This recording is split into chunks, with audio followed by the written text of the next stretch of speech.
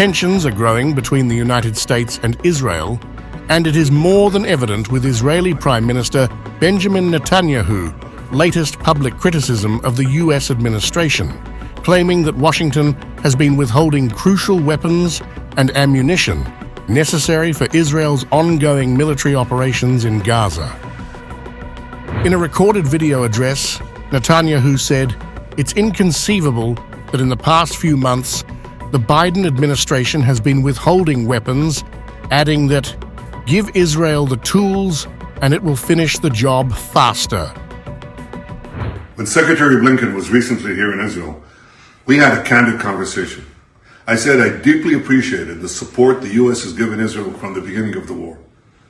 But I also said something else.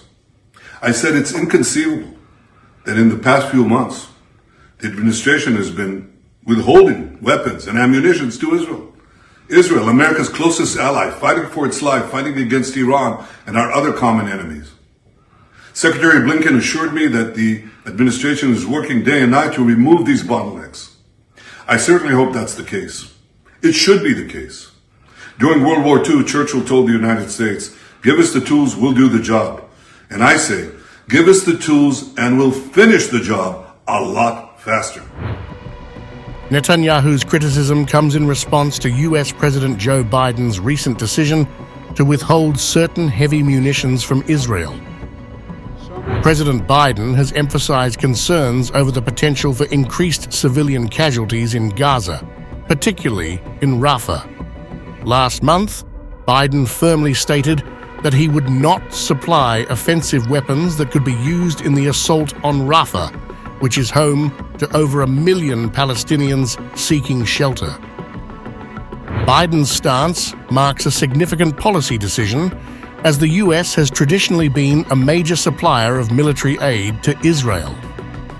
The president's recent comments acknowledged for the first time the civilian casualties in Gaza resulting from U.S.-supplied heavy bombs.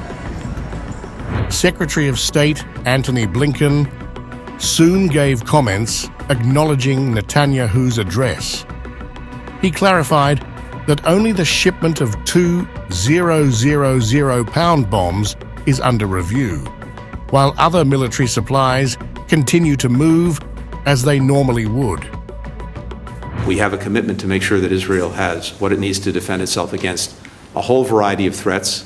Gaza is part of it, but it far surpasses Gaza in terms of the threats they face. The president's committed to that. We continue to move these different cases through our system on regular order. We have one case that the president's talked about publicly, about the 2,000-pound bombs and concerns that we have about them being used in densely populated areas. That remains. We continue to work through that, but there's been no change in our posture, which our posture is, again, to make sure that Israel has what it needs to defend itself across these many threats.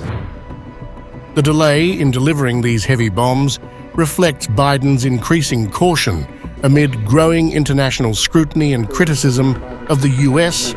for its unwavering support of Israel's aggressive campaign in Gaza.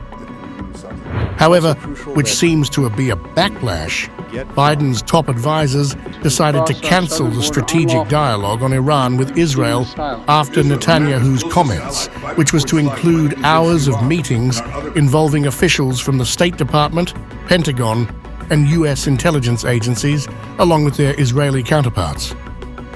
Relations between Biden and Netanyahu's teams are more strained now than at any point in the 8 months since the conflict in Gaza began on October 7th.